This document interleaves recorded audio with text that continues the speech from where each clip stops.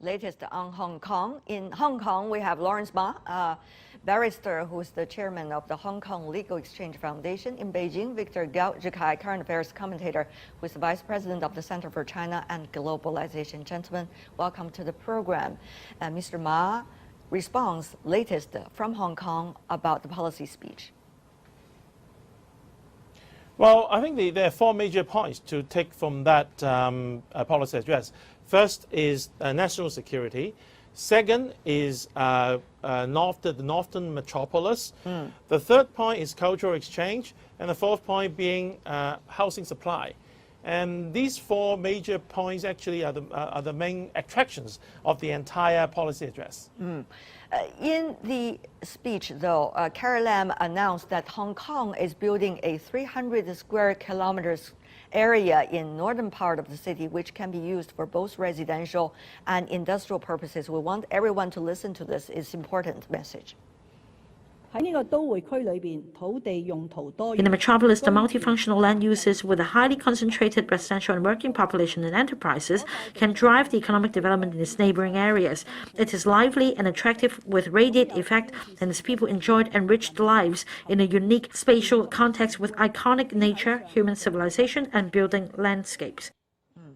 That is in northern part of the city of Hong Kong. Now, Mr. Ma, tell me more about what does that mean in terms of Hong Kong seeking its ways to improve common people's lives? Well, of course, housing supply is very important because Hong Kong is a very small city with a lot of mountains in it. And therefore, and the population is really dense. Population comes from all over internationally, from all over the place. But the problem with Hong Kong is there are so many rural lands that has been underdeveloped. And now the government is proposing this housing plan that it has already found 700 hectares of land to build just over 300,000 public housing units in the coming 10 years, and to combine that with private housing, the government actually estimated that there will be close to 400,000 to 500,000 supplies of residential units in the short term. So that would hopefully resolve our housing problems. Improve people's livelihood, that's an important thing for the Hong Kong SAR government. Mr. Gao, how do you see the Hong Kong SAR government over the past few years, despite the challenges that the chief executive have been illustrating in her speech, trying to achieve that goal? What is the result so far, you see? Well, first of all, I think Carrie Lam made a very solid speech today, very much focusing on the substantive issues before the people in Hong Kong. Now, Hong Kong does have lots of problems, especially in the housing condition for quite a number of lower income population in Hong Kong, very crowded, and the living conditions probably cannot be worse compared with any other highly developed cities. So this is a major problem facing the Hong Kong SAR government, and as Carrie Lam emphasized today in her speech, this will be a very important task for the development in the coming few years. And she's really focusing on the new territory, which is the northern part of Hong Kong, next to Shenzhen's SAR.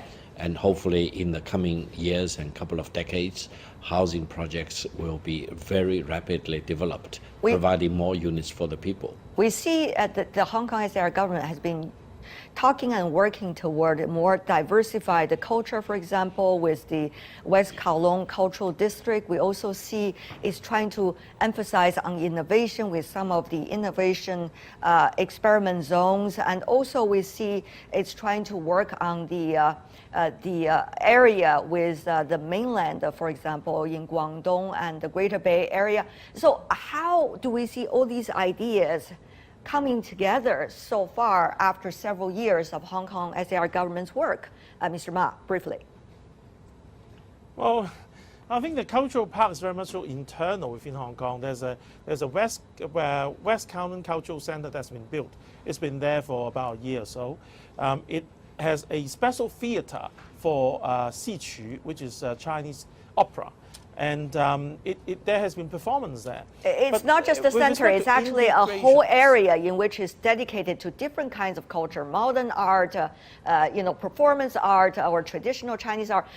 Very different. It's bringing Hong Kong with more wonderful cultural identities in a way.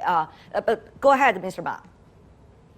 Yeah, so it is being tagged or identified as an East meet West sort of a cultural hub. So I still have to see that there would be interactions and different types of performance in that cultural theater in the days to come. But same question to you, Mr. Gao. How do you see those ideas being put together and implemented?